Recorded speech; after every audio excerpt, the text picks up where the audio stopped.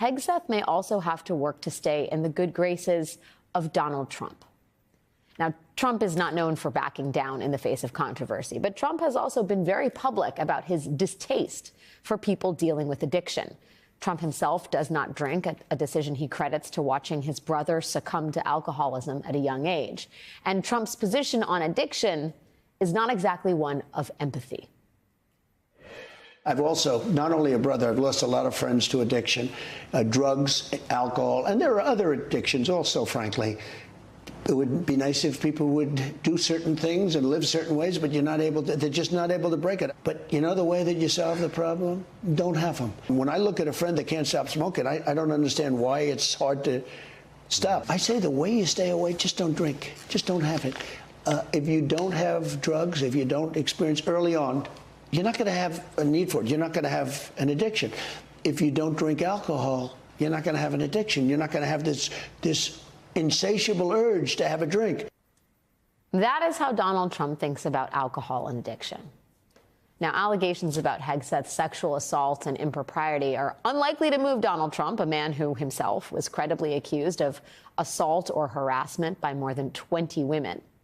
But the allegations about alcohol abuse, being hauled out of strip clubs and dragged back to hotel rooms and being wasted in public, what does that do to Trump's enthusiasm for Pete Hegseth?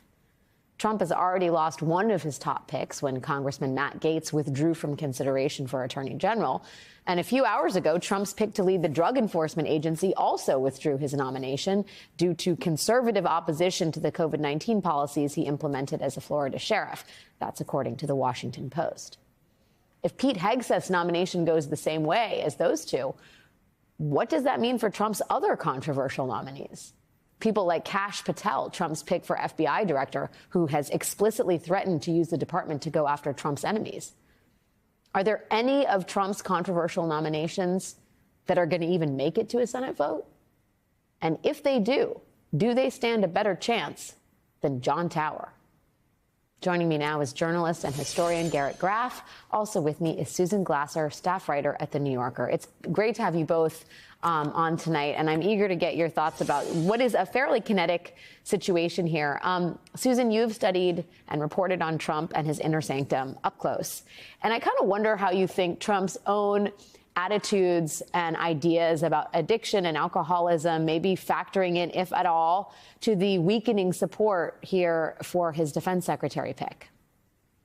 You know, that's a really interesting point you raise. I think, first of all, we should say Trump has obviously chosen maximally confrontational nominees for some of these key positions in the government. FBI director, you mentioned Kash Patel, Hegseth at the Defense Department, Tulsi Gabbard, the National Intelligence.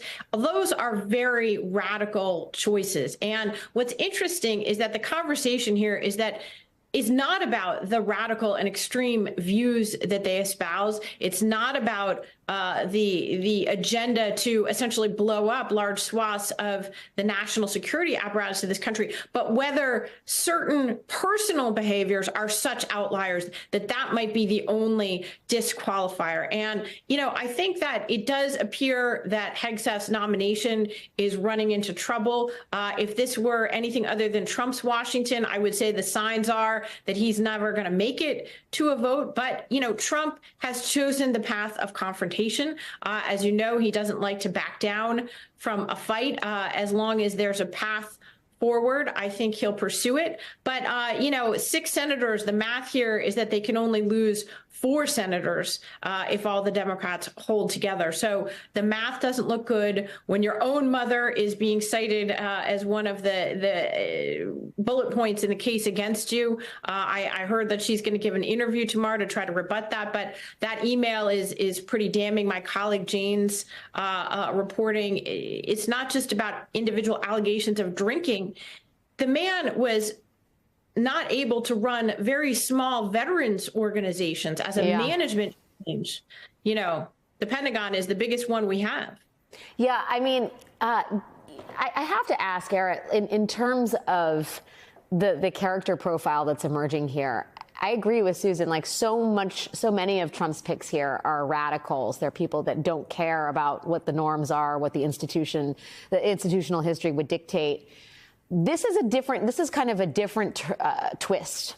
Because I think, when you hear about someone being hauled off from the stage at a strip club, too sick or too drunk to take care of himself, in Trump's eyes, that may be seen as a sign of weakness. That's the opposite of what he has wanted from his other picks, who are, in his eyes, I think, strong enough to withstand the deep state, strong enough to withstand what he thinks of as a corrupted fourth estate, etc. This is a different kind of character flaw, I would say, in the eyes of Donald Trump. And I wonder how much that damages him. But it also goes to the point that maybe they should have done a better background check on this guy, Garrett. I mean, this is kind of why you vet your nominees, is it not? It just sort of seems like all of this is catching the man who chose him and the transition team that chose him by surprise. I think we've seen right from the election day that Donald Trump is not choosing a cabinet and leadership for his administration in the way that presidential candidates and presidents-elect normally do. He's been casting a reality TV show. He likes people like Pete Hegseth because he thinks literally Pete looks good on TV. He's one of a large number of Fox News hosts and Fox contributors who have been nominated to senior positions in the second Trump administration. And that has all happened, very haphazardly. The plan to make Matt Gaetz the attorney general happened on a single plane ride up to Washington. Matt Gaetz was not on that list at the start of the plane ride, and at the end of the plane ride, he was the nominee. That's not the way that presidential administrations normally choose their most senior cabinet positions. Susan, if the Hegseth nomination does not proceed forward, right? If he withdraws his name, a la Matt Gaetz, we also have his DEA pick, who's also withdrawn his name. I mean, it is telling a story, right? These nascent weeks of the Trump transition effort tell a story of failure. This is, I guess, how are you looking at this in the context of the larger, potentially even more controversial plans that Trump has announced he has for the country, but for which the details are scant?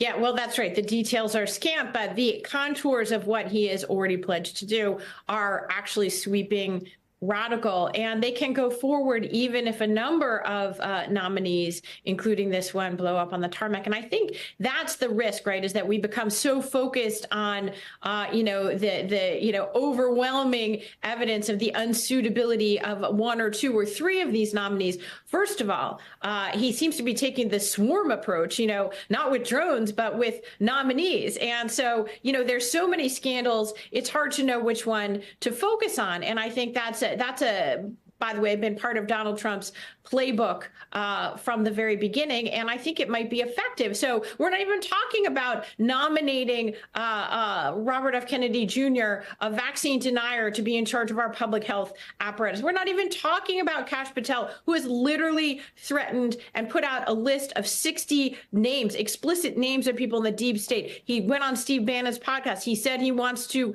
investigate and target all journalists who dared, to oppose them in the 2020 election, things like that. We're not talking about that. We're talking about one guy who allegedly abused alcohol and did all the other things that he did. And I think the swarm approach is something to pay attention to. Number one, that some of Trump's controversial nominees may get through, because historically speaking, the Senate has a very hard time standing up to presidents. And certainly this Republican Senate, there's not much evidence at all to suggest that they have the appetite to really, one after the other, vote down Donald Trump's nominees. So that, I think, is an important factor to consider here, is just that there's so many controversies that would help Trump.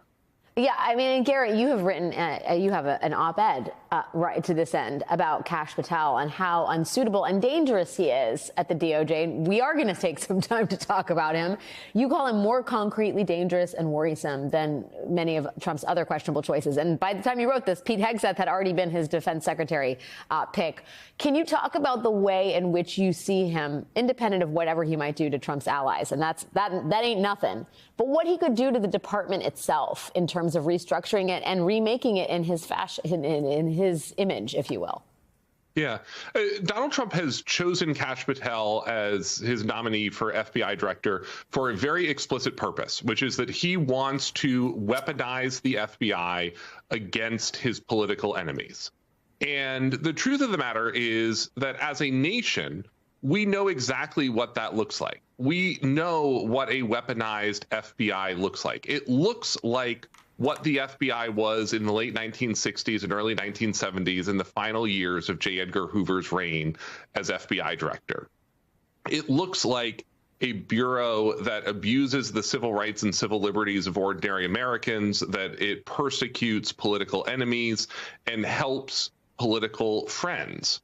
Now, Congress, the American people, and the presidents of the 1970s recoiled from what that FBI looked like. And we've spent 50 years building a series of guardrails and norms and new procedures and term limits to ensure that the FBI is never able to be weaponized like that again. And now we have a nominee coming in, you were running some of that B-roll of Kash Patel before, who was explicitly participating in Trump political rallies. I mean, the idea of any of the people who have been atop the FBI in the last 50 years appearing at a presidential campaign rally is an anathema to the Bureau. And so to have someone who is not only not independent of the president, but actually specifically loyal to the president is a deeply worrisome thing to consider. Yeah, especially when you look at, as you so helpfully do, if you articulate the sort of, or go through the history of FBI directors and the presidents they served, sometimes with great friction. That's kind of the point. Garrett Graff and Susan Glasser, thank you both for your time tonight. I appreciate you guys both.